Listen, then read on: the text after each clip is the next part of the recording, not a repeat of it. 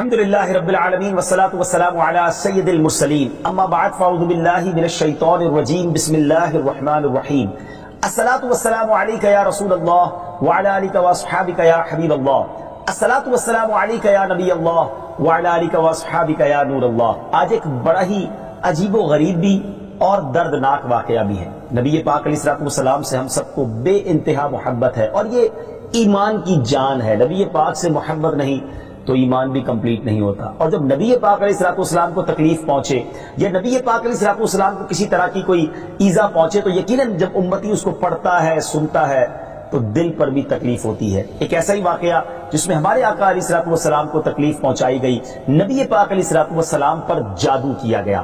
ناظرین، آج یہ واقعہ ہم سنیں گے اور یہ قرآنی واقعہ ہے اور اس کے ذریعے بہت ساری باتیں بھی سنیں گے۔ جادو کے بارے میں بڑے مسکنسیپشن ہیں لوگوں کے ذہنوں میں، اور سمجھتے ہیں کہ جادو توڑ کرنے کے لیے بڑے عجیب و غریب عمل کرنے پڑیں گے، بڑے گناہوں والے کام کرنے پڑیں گے، اللہ کی ناراضگی والے کام بھی لوگ کرنے کے لیے تیار ہو جاتے ہیں، حرام اور ناجائز کام کرنے کے لیے تیار ہو جاتے ہیں اور سمجھتے ہیں کہ اس سے جادو سے بچا جا سکے گا۔ البتہ جادو کروانے کے لیے بھی لوگ بڑے ہی ناجائز اور حرام کام کرتے ہیں جو کہ جہنم میں لے جانے والے کام ہوتے ہیں۔ اللہ مجھے اور آپ کو ہمیشہ جادو ٹونے آصف سے محفوظ رکھے، ہر قسم کی بلاؤں سے محفوظ رکھے، اور آج قرآن کے ذریعے سمجھیں گے کہ جادو کا علاج کیا ہے، جادو ہو جائے تو بچا کیسے جا سکتا ہے، اور نبی پاک علیہ الصلوۃ والسلام پر جب جادو ہوا تھا، جادو کرنے کی کوشش کی گئی تھی، اس کا نتیجہ کیا نکلا۔ ناظرین، توجہ کے ساتھ آپ نے سلسلے میں شامل رہنا ہے۔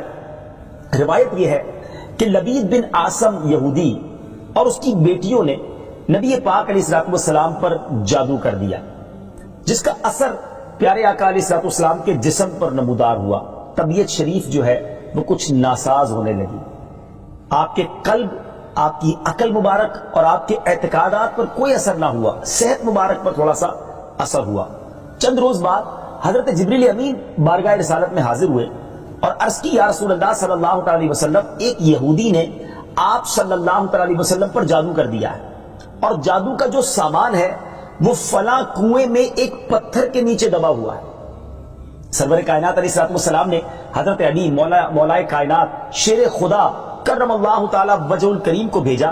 انہوں نے کنویں کا پانی نکالا اور پتھر اٹھایا تو اس کے نیچے سے کھجور کے گھابے کی تھیلی برآمد ہوئی، یعنی کھجور کے جو چھلکے ہوتے ہیں اس طرح کی تھیلی برآمد ہوئی، اور اس میں نبی پاک علیہ الصلوۃ والسلام کے منہ مبارک جو کنگھی سے ٹوٹے تھے، اور کنگھی کے ٹوٹے ہوئے کچھ دندانے، اور ایک ڈور یا کمان کا چلہ جس میں 11 گٹھانے لگی ہوئی تھی، اور ایک موم کا پتلا تھا جس میں 11 سوئیاں چبھی ہوئی تھی۔ یہ سب سامان پتھر کے نیچے سے نکلا، اور یہ مولا علی کرم اللہ تعالی وجہ الکریم یہ سارا سامان لے کر نبی پاک علیہ الصلوۃ والسلام کی بارگاہ میں آ گئے۔ اس کے بعد سبحان اللہ، اب اس کا توڑ کیسے آیا، اس کا علاج کیسے ہوا، اس کا حل کیا نکلا؟ جبریل امین اللہ تبارک و تعالیٰ کی بارگاہ سے سورہ فلق اور سورہ ناس لے کر حاضر ہوئے، یعنی اب جو سورہ فلق اور سورہ ناس ہے وہ نازل ہوئی، اور ان دونوں صورتوں کو ملائیں تو ناظرین اس میں 11 آیتیں ہیں۔ ہر ایک آیت کے پڑھنے سے ایک ایک گرہ کھلتی جاتی تھی، یہاں تک کہ سب گرہیں کھل گئی، اور پیارے آقا علیہ الصلوۃ والسلام بالکل شفایاب ہو گئے۔ سبحان اللہ، سبحان اللہ۔ ناظرین، اب اس واقعے سے بہت ساری باتیں میں نے اور آپ نے سیکھنی ہیں۔ پہلی بات یہ ہے کہ یہ بخاری شریف میں ہے کہ پیارے آقا علیہ الصلوۃ والسلام جب بستر شریف پر تشریف لاتے تو اپنے دونوں ہاتھوں پر دم کرتے اور اپنے سر سے پاؤں تک پورے جسم پر اپنے ہاتھوں کو پھیرایا کرتے، جہاں تک دست مبارک پہنچ سکتے یہ عمل 3 مرتبہ فرماتے، یعنی نبی پاک علیہ الصلوۃ والسلام ان دونوں صورتوں کا اپنے اوپر بھی دم کیا کرتے۔ اور ایک اور جگہ پر بھی یہ ہے، حدیث عائشہ رضی اللہ تعالیٰ عنہ میں ہے کہ جب نبی پاک علیہ الصلوۃ والسلام کے گھر والوں میں سے کوئی بیمار ہوتا تو آپ علیہ الصلوۃ والسلام ان دونوں صورتوں کو پڑھ کر اس پر دم فرمایا کرتے تھے۔ تو یہ نبی پاک کے معمول میں تھا۔ تو آج اگر ہم میں بھی کوئی بیمار ہو جائے، فیملی میں کوئی بیمار ہو جائے، اپنے آپ کو من آفتوں سے بچانا چاہتے ہیں تو اول آخر 3 بار درود پاک پڑھیں، سورہ فلق اور سورہ ناس کی تلاوت کریں، اپنے ہاتھوں پر دم کر کے اپنے جسم پر پھیر لیں، کسی مریض پر دم کر دیں، انشاءاللہ اس کی برکت ملے گی۔ یہاں ایک اور مسئلہ بھی سیکھنے کو ملے گا کہ تعویذات اور عملیات میں جس میں کوئی لفظ کفر و شرک کا نہ ہو وہ جائز ہے۔ اسی طرح گنڈے بنانا اور ان پر گرے لگا کر آیات قرآن اور اسماء الہیہ پڑھ کر پھونک مارنا بھی جائز ہے، یعنی تعویذات اگر شرک سے پاک ہیں، اگر کفریہ کلمات سے پاک ہیں تو وہ کرنے میں کوئی حرج نہیں، وظائف کرنے میں کوئی حرج نہیں، یہ قرآن و حدیث سے ثابت ہے اور آپ نے یہ سنا۔ ناظرین سیکھنے کو کیا مل رہا ہے؟ خلاصہ یہ ہوا کہ سورہ فلق یعنی قل اعوذ برب الفلق اور قل اعوذ برب الناس، یہ دونوں صورتیں جن اور شیاطین، نظر بد اور آسیب اور تمام امراض خصوصاً جادو ٹونے کا مجرب علاج ہیں۔ ان کو لکھ کر تعویذ بنائیں، گلے میں پہنائیں اور ان کو بار بار پڑھ کر مریض پر دم کریں اور کھانے اور پانی اور دواؤں پر پڑھ کر پھونک دیں اور پھر مریض کو کھانا وغیرہ کھلائیں، انشاءاللہ عز و جل ہر مرض اور بالخصوص جادو ٹونا دفع ہو جائے گا، مریض شفا یاب ہو جائے گا۔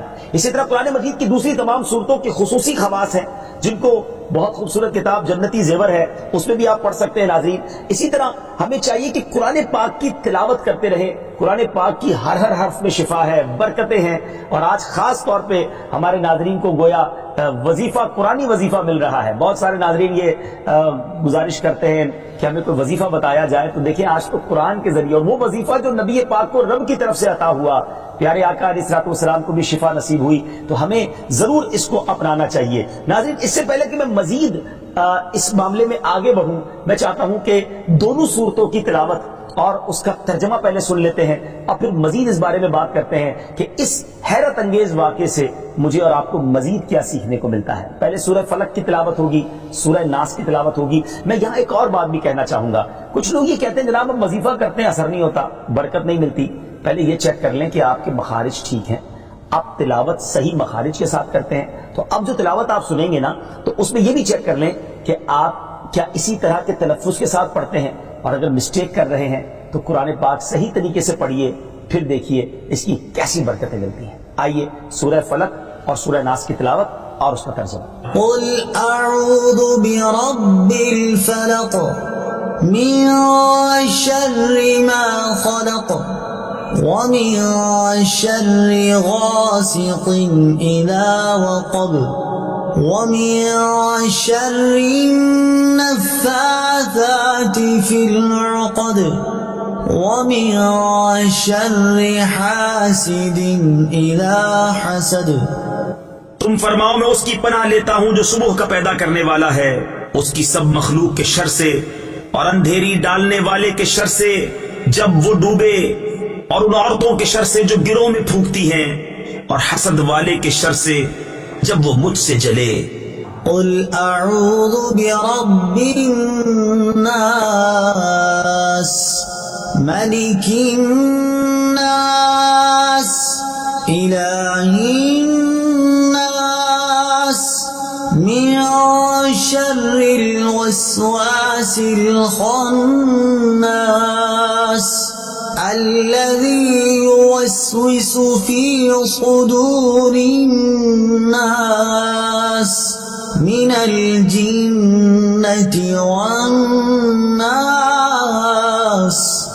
تم کہو میں اس کی پناہ میں آیا جو سب لوگوں کا رب، سب لوگوں کا بادشاہ، سب لوگوں کا خدا، اس کے شر سے جو دل میں برے خطرے ڈالے اور دبک رہے، وہ جو لوگوں کے دلوں میں وسوسے ڈالتے ہیں، جن اور آدمی۔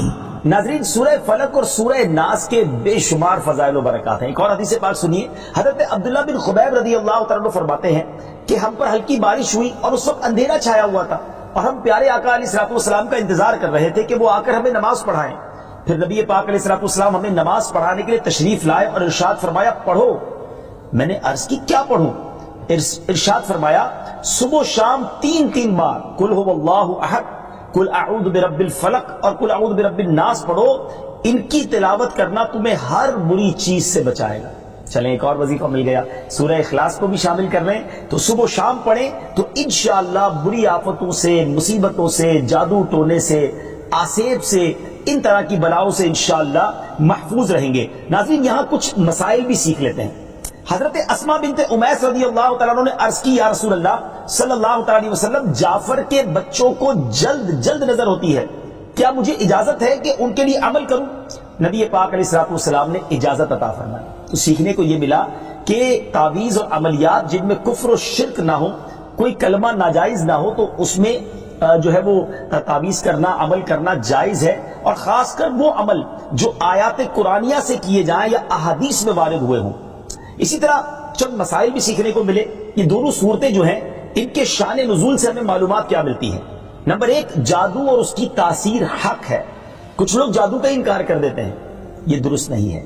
جادو اور اس کی تاثیر حق ہے کیونکہ قرآن میں اس کا ذکر ہے اور نبی پاک علیہ الصلوۃ والسلام پر بھی آپ کی صحت مبارک پر اس کا اثر ہوا. نمبر دو، نبی کے جسم پر جادو کا اثر ہو سکتا ہے، جیسے تلوار، تیر اور نیزے کا بھی اثر ہوتا ہے. یہ شان نبوت کے خلاف نہیں ہے. ہاں، ایسا اثر نہیں ہو سکتا کہ جس سے نبوت کے متعلقہ امور میں خلل آ جائے. حضرت موسیٰ علیہ السلام کے مقابلے میں جادوگر بالآخر اس لیے فیل ہوئے کیونکہ وہاں جادو سے معجزے کا مقابلہ تھا، ورنہ حضرت موسیٰ علیہ السلام کے خیال پر بھی اس جادو نے اثر کیا کہ ان کو خیال ہوا کہ یہ لاٹھیاں رسیاں چل رہی ہیں. نبی کریم علیہ السلام کے خیال پر بھی اسی طرح یہی اثر ہوا تھا.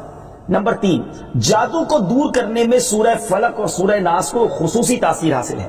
نمبر چار، جادو ٹونے اور عملیات اور اثرات اور بیماریوں کو ختم کرنے کے لیے قرآن پاک کی صورتوں اور آیتوں کو استعمال کیا جا سکتا ہے اور بخاری شریف میں سورہ فاتحہ کو اس مقصد کے لیے استعمال کرنے کا بیان موجود ہے. تو سورہ فاتحہ کو سورہ شفا بھی کہا جاتا ہے، تو یہ بھی شفا کے لیے بڑا مجرب اور بڑا پیارا وظیفہ ہے. ناظرین، یہ چند باتیں تو ہم نے اس واقعے کے متعلق سیکھی، سورہ فلق اور سورہ ناس کے کچھ فضائل بھی سنے. میں یہاں ایک اور بات بھی کرنا چاہتا ہوں کہ آج کل پرابلم یہ ہو گیا ہے کہ اتنے عاملین آ گئے ہیں، اتنے عمل کرنے والے لوگ آ گئے ہیں، اتنے بورڈ ہمارے شہروں اور وطن میں لگ جاتے ہیں کہ ایسا لگتا ہے دوسرے آدمی پہ جن ہے یا اس پہ جادو ہو گیا ہے. خدارا جھوٹے عاملین سے اپنے آپ کو بچائیے. اگر جینے کی تمنا ہے تو کچھ پہچان پیدا کر.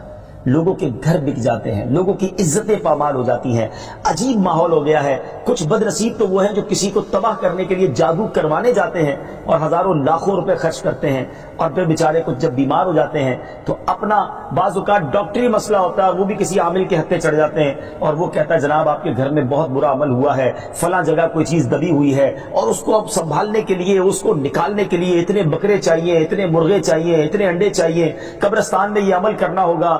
اور پھر غریب آدمی اپنی چیزوں کو بیچ کر ہزاروں لاکھوں روپے دے دیتے ہیں اور خاندان کے خاندان ٹوٹ جاتے ہیں. ایسا نہ کریں پلیز، ایسا نہ کریں. بلکہ میں تو ان عاملین سے بھی گزارش کروں گا کہ حلال روزی کی طرف آئیں. دعوت اسلامی نے بڑا شاندار ایک انداز اختیار کیا. اللہ سلامت رکھے دعوت اسلامی کے مدنی ماحول کو. ناظرین، آپ سوچ رہے ہوں گے کہ پھر ہماری بیماریوں کے لیے ہم تعویذ کس سے لیں، ہم یہ وظائف کہاں سے لیں؟ آپ کی دعوت اسلامی ہے نا. الحمدللہ دعوت اسلامی کا ایک شعبہ ہے جس کا نام ہی مکتوبات و تعویذات عطاریہ ہے. اس میں آپ کو بغیر کسی فیس کے، جی ہاں بغیر کسی فیس کے، لاکھوں لاکھ تعویذ ہر مہینے ناظرین یہاں سے دیے جاتے ہیں، پوسٹ بھی کیے جاتے ہیں، کوریئر بھی کیے جاتے ہیں، اس کی بھی کوئی فیس نہیں لی جاتی. تو یہ تعویذات آپ دعوت اسلامی کے مرکز سے رابطہ کر کے لے لیجئے. آن لائن تعویذات کی سروس بھی موجود ہے. حالانکہ دعوت اسلامی کا اس ڈپارٹمنٹ پر لاکھوں کروڑوں روپے خرچ ہو رہا ہے، مگر اس لیے اس کو فری رکھا ہے تاکہ امت کے لیے آسانی ہو.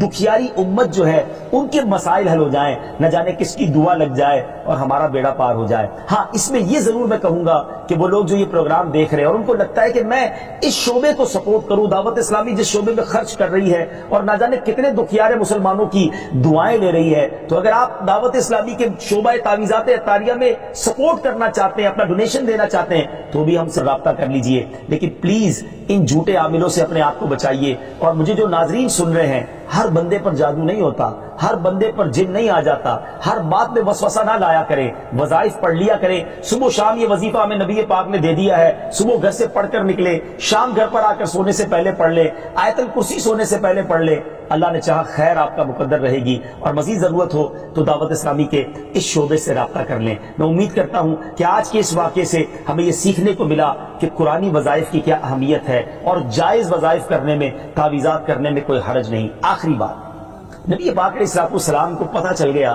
جبریل امین نے بتا دیا کہ جادو کس نے کیا ہے، مگر نبی پاک علیہ السلام نے بدلہ نہیں لیا، سزا نہیں دی.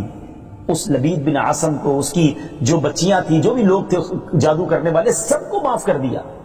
اللہ اکبر. انہیں پتہ چل جاتا تھا کہ کس نے ظلم کیا ہے، پھر بھی معاف فرماتے. اور ہم شک کی بنیاد پر بدلہ لے لیتے ہیں. کوئی عامل کہہ دیتا ہے تمہارے گھر میں سین نام کی کوئی عورت ہے، اس نے یہ کیا ہے. اب جتنے سین نام والے ہیں سب کے ساتھ بدگمانی شروع، جب سے سب سے لڑائی شروع، سب کے بارے میں برا سوچنا شروع. انسان ہی سے غلطی ہوتی ہے. معافی کرنے والا ذہن رکھیے.